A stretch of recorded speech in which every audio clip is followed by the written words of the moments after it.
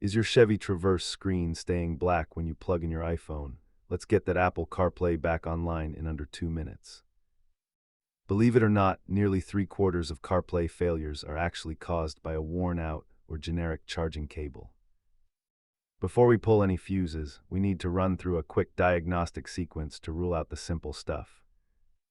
Most black screen issues are just software hang-ups that can be cleared with a simple 10-second button hold to reboot the system. Sometimes the car is fine, but your iPhone is blocking the connection due to privacy settings or an outdated version of iOS. Check your physical connections for lint or debris, as even a tiny amount can prevent the data pins from making contact. If your screen is permanently black and won't even show the radio, you're likely looking at a blown fuse or a failed HMI module.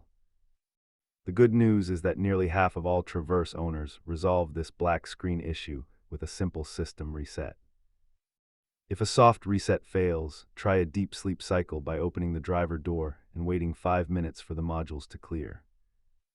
Your last resort at home is pulling the infotainment fuse to force the hardware to power cycle from scratch. Don't let a black screen ruin your drive. Most of the time, a fresh cable or a quick reset is all it takes.